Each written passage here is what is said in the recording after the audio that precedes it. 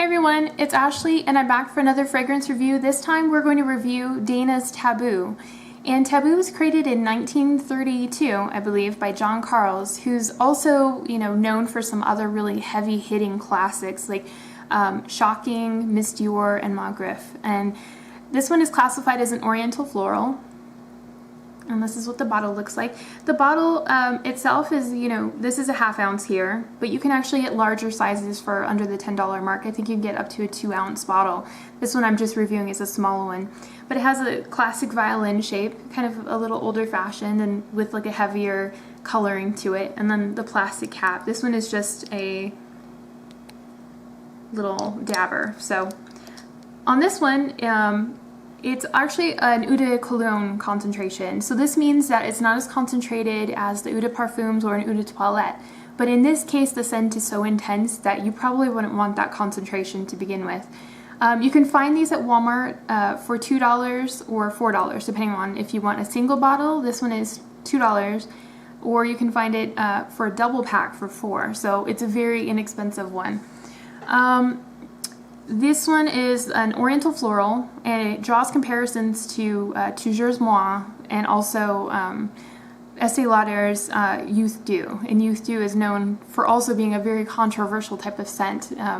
So let's go over the notes list real quick. The notes list on this one, the top notes are orange, spices, neroli, bergamot, and coriander. And the heart notes are clove, jasmine, ylang ylang, rose, and narcissus. And the base notes is a huge amount of woody notes, but sandalwood, amber, patchouli, musk, benzoin, civet, oak moss, vetiver, and cedar.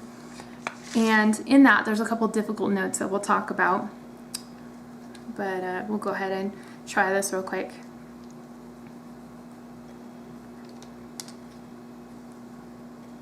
So when you first smell it, immediately it smells kind of spicy, I would say.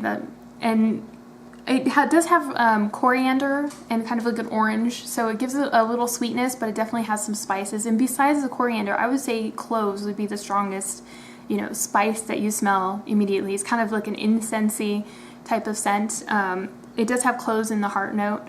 It doesn't feel extremely floral. I know it's an Oriental floral, but immediately my perception of it is not floral. It's kind of a root beery type of scent, and I know that there's a chemical within it that has kind of like a root beer type of note, but it smells like root beer and kind of rum, slightly alcoholic, and I'm not sure if that's the sweetness that comes from the benzoin and the amber kind of congealing together and giving it that kind of alcoholic kind of flavor. But originally, this was created as a perfume. The inspiration that John Carls was given was make a perfume for the lady of the night, and that's kind of a difficult task because you want to make a perfume that everyone's going to want to wear. But this is also supposed to feel expensive. It's supposed to feel kind of scandalous, and I think he succeeded definitely with this one. He also made some really great ones like Shocking, Miss Dior, and Magritte, and all of those are powerhouses in their own right.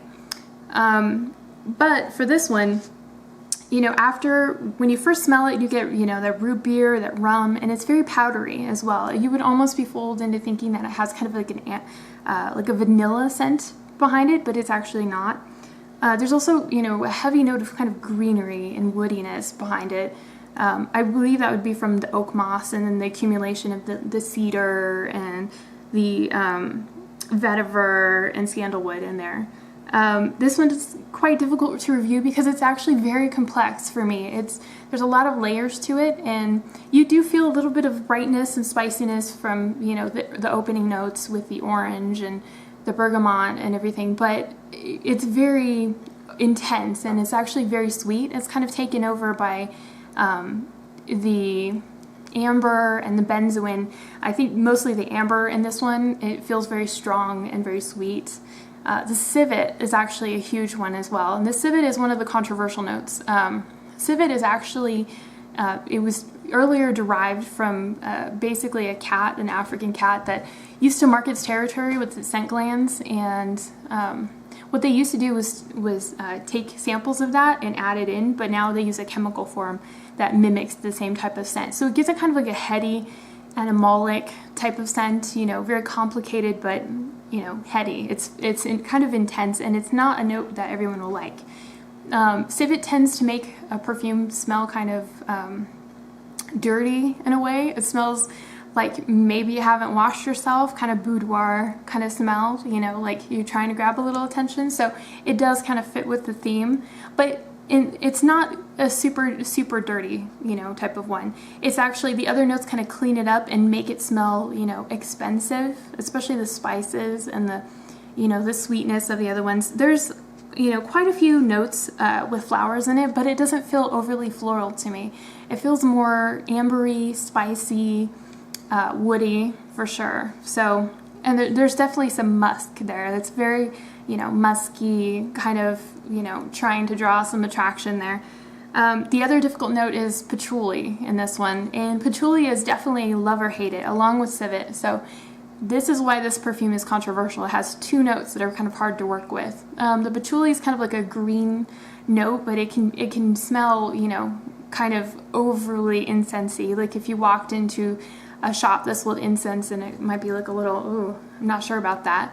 But in this one, you know, for the price point, it's definitely a very classic, grown-up feeling kind of perfume. You know, it's very good quality. I actually am very impressed with this as far as, you know, the longevity of it. The longevity of it lasts forever, it feels like, until you take a shower. At least that's what I feel like. You easily 8 to 10 hours. This is something that you would wear and it would leave a scent behind on your clothes, might leave a scent behind on other people. So it's definitely long lasting, and it's also quite intense. This is not one that it will definitely be a crowd pleaser. This is something that feels kind of, you know, almost like an evening type of perfume. It's very strong, so if you wear it, you have to feel very confident to wear this one. It's kind of a tough one to wear.